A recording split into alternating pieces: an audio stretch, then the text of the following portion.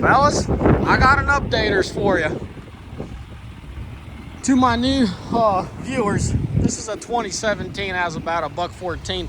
I've been struggling with exhaust smell in this vehicle. It's been quite a ride, but I think we got her dialed in, fellas.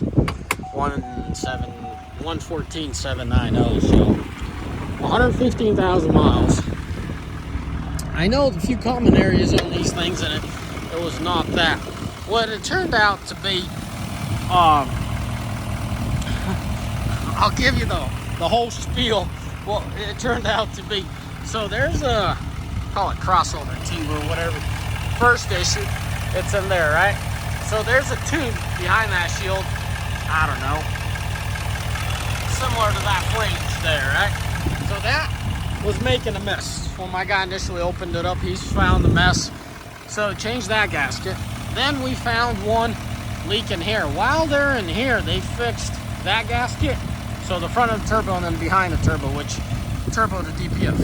Well, what turned out to be, second time, whoever was installing it, and I have a good idea who they are. They're no longer around the shop, but no, they didn't get fired because of this. This was an honest mistake. It was just too tight in there. That being said, when this thing came back together the second time initially to take care of that issue there, they kind of had a boo-boo back there. So when my guys tore this thing apart, took everything apart, they're like, why is there so much stuff back here? You know, I thought we cleaned all these shields off.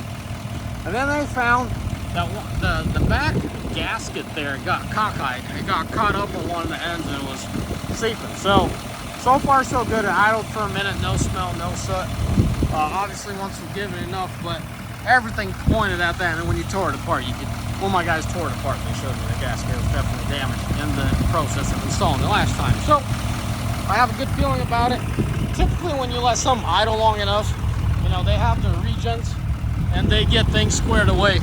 And you have a good idea what's going on and where it's going on. But given the no smell, no sound, it feels pretty promising here, getting it all squared away and getting it on the road. I'm actually thinking about selling this thing. We got Dave here. Sorry, Dave, give me a minute. I'll wrap this up. We'll get going. But yeah, if this all works out, I'll put her up for sale and I'll be done with this Duramax project. If you're curious why I bought this vehicle, go view my other videos. I'm very much a Ram guy. Wanted to try out Duramax, but doing a little bit of simple math, I didn't really give it a full chance, a shot at it. But I'm not even gonna bother putting it in the fleet. Just not my cup of tea. I'll just leave it at that. It's a wonderful truck. Teach their own. No, I'm not dogging on this truck, but it's just not the truck I would use for a hot shot operation. Anyways, as I said, this video is more for my regulars. And once we put, 1,000 or 2,000 miles on her, we'll put her up for sale and make sure, by doing 1,000 or 2,000 miles, we'll make sure she did well and we'll let her go. Wonderful truck, just not my cup of tea. I definitely understand what the fuss is about now with these Duramaxes. And the Allison seems like a phenomenal setup for an average Joe to whip around town, smooth and all that great. Fuel efficient, really. Fuel efficient's gotta stand up to me, these Duramaxes. But, yeah.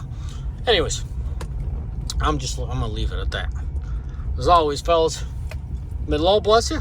May Almighty find that. Ciao. Until next time.